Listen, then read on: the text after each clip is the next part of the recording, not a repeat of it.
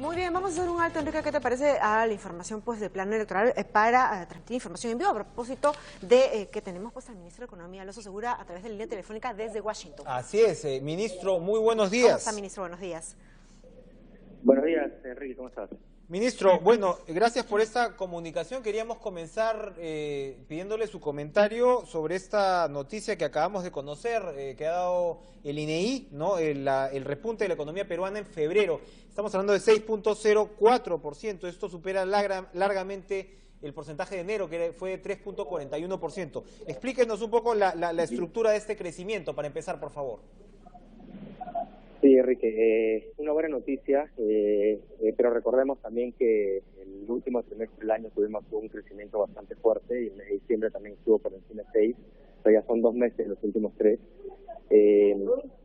El crecimiento tiene un componente importante de sectores primarios, minería. Había cuenta que ya ahora acabó la temporada de pesca, entonces el sector pesquero de una caída digamos importante, estacional.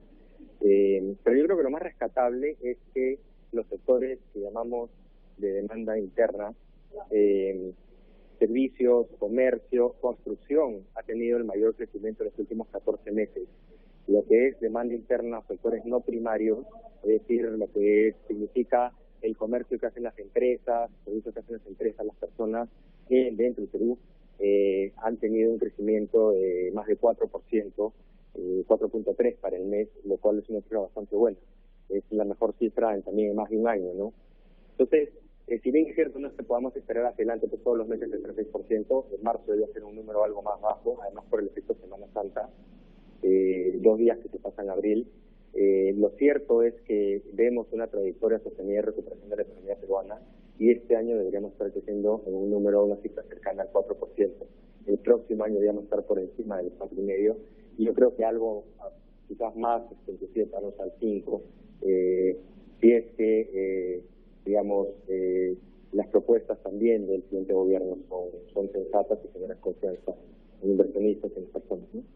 Ministro, ¿cómo está? Buenos días. Le saluda Jennifer Cerecida. Usted había señalado hace unos días atrás, cuando comentaba pues esta proyección saludable que hace el Fondo Monetario Internacional en relación a la economía peruana, de que ahora el gobierno debería de enfatizarse en lo que queda en la gestión, pues no solamente medidas de corto plazo, que de alguna manera ya habían pues rendido sus réditos, sino también temas a mediano y largo plazo como la ganancia de productividad, incluso pues las mejores condiciones para el empleo de las personas. En ese sentido también va incluso este incremento que se da en último tramo de la remuneración mínima vital. Sí, yo creo que hay 2 cosas, ¿no? Lo primero es que uno tiene que siempre mirar a la situación de coyuntura y ver qué medidas de corto plazo se necesitan. Yo creo que gran parte de eso lo hemos hecho en los últimos 2 años. Ya la economía está en una senda de recuperación clara hace más de un año. El año pasado fuimos la economía que más creció en las regiones del Pacífico, pero yo creo que tenemos que mirar y prestar mucha atención a cómo mejorar la productividad de las personas, de las empresas, para elevar esa capacidad sostenida de crecimiento del país, habida cuenta de que ya no contamos con un entorno externo favorable, ¿no? Varias reformas se han hecho en este gobierno, es fundamental la responsabilidad, reformas en capital humano, educación, salud, servicio civil, infraestructura dentro de la capacidad, el espacio fiscal que tenemos, Plan Nacional de Diversificación Productiva, Agenda de Competitividad, todos esos son cosas que tienen que continuar. Pero yo creo que el siguiente también tiene que ver qué otras cosas es necesario hacer, algunas de ellas que tratamos y no pudimos, como por ejemplo el tema laboral, ¿no? Porque, digamos, si bien la economía se está acelerando, el entorno externo se ve complicado, pero se ve complicado de manera permanente. Referido a la RMB, esta discusión ha venido por un tiempo largo. Yo mismo declaré hace unos meses, hace un año también, cuando entré ministro, hace un medio, que las condiciones todavía no estaban dadas, porque había habido un fuerte aumento en el primer año de gobierno, 150 soles en 2 tramos de 35, y en realidad la metodología lo que decía es, y lo que corresponde es que suba la RMB en función de inflación y productividad. No estaban las condiciones dadas el año pasado, durante el año, y ahora las condiciones estaban dadas para este aumento, ¿no? En línea con esas variables que te menciono, ¿no? Pero yo creo que tiene que hacerse también un análisis más detallado sobre la aplicación de la metodología, porque los crecimientos, los aumentos de productividad de las empresas no son iguales de acuerdo al tamaño de empresa. Entonces yo creo que es importante tomar estas diferencias para decisiones futuras, pero eso requiere de consensos entre trabajadores, empleadores y el gobierno representado a través del Ministerio de Trabajo, que es realmente la entidad dentro del Ejecutivo que tiene la competencia en la materia, ¿no? Ministro, por supuesto uno de los temas del día es la aprobación pues final por la vía de la insistencia en el Congreso de esta ley que permite la liberación del 95.5% de fondos para las AFPs en caso pues el usuario cumpla la edad de jubilación, los 65 años.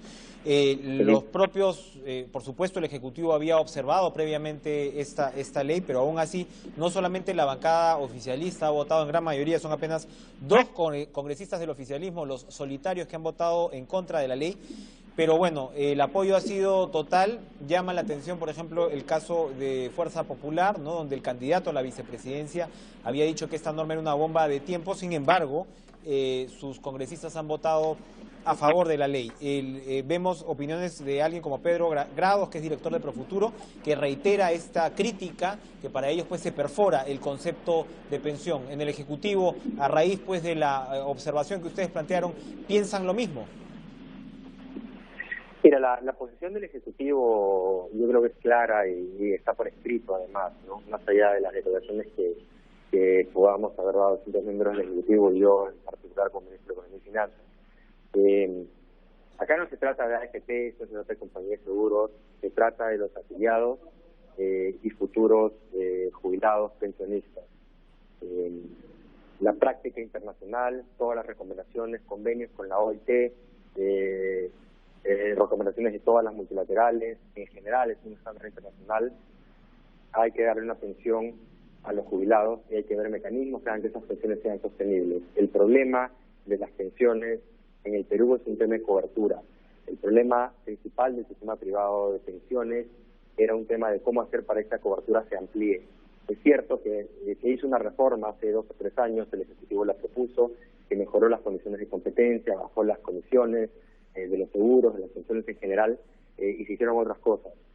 Los sistemas tienen que reformarse gradualmente en el tiempo, pero buscar soluciones apresuradas de este tipo, el tipo que le quitan una pensión realmente a los jubilados en el momento en que ya no van a generar más ingresos en su vida, es peligroso y va contra prácticas internacionales y está demostrado ampliamente.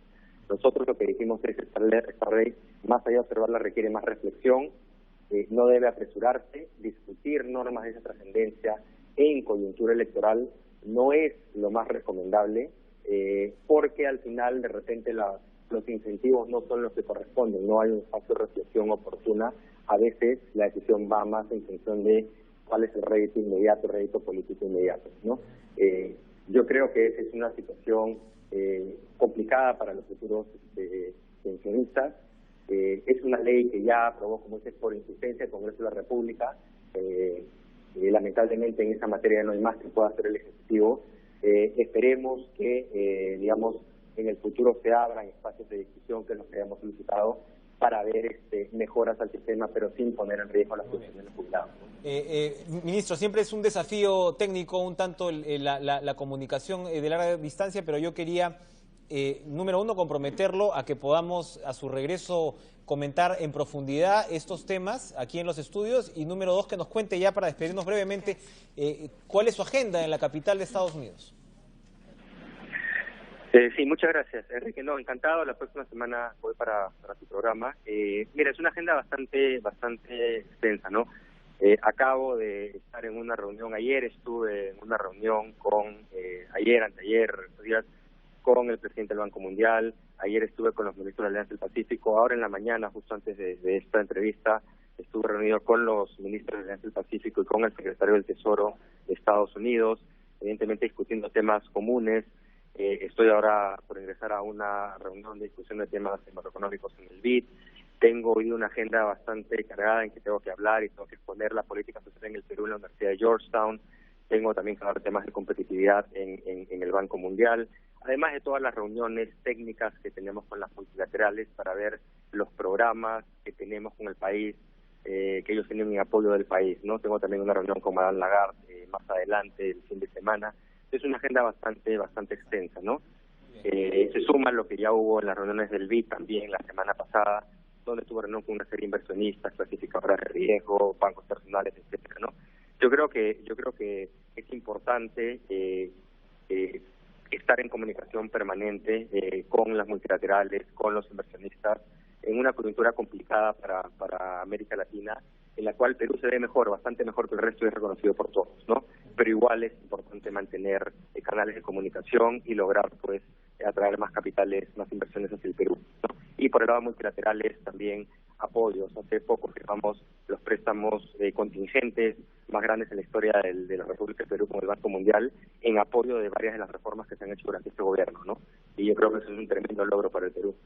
Muy bien, para eso sirven estos viajes. Muy bien, ministro Segura, le agradecemos ¿no? la deferencia de haber atendido nuestro llamado. Vamos a estar entonces esperando su visita la próxima semana. Interesante, ¿no? Los resultados que traerán pues estas reuniones que sostendrá el ministro de Economía, ¿no? Con importantes representantes, pues, ¿no? De la economía internacional. Queda agendada entonces una visita adicional del ministro, que aparte nos interesa mucho conversar con él, una mirada técnica sobre política económica frente a la segunda vuelta, ¿no? O sea, yo creo que ya vale la pena poner todas esas cartas sobre la mesa y que de alguna manera quienes hoy controlan la política económica del país puedan también dar su opinión con respecto a las propuestas pues que ya conocemos, en este caso ya de los dos partidos que pasan al balotaje. Por lo pronto vimos, ¿no?, de que la Bolsa de Valores de Lima al menos como que entró, ¿no?, a un respiro una vez que se supo qué candidatos el famoso modelo, ¿no? Evidentemente cualquier elemento de izquierda dentro de los agentes financieros no lo toman a bien, pero bueno, seguramente también se hubieran tenido que adaptar.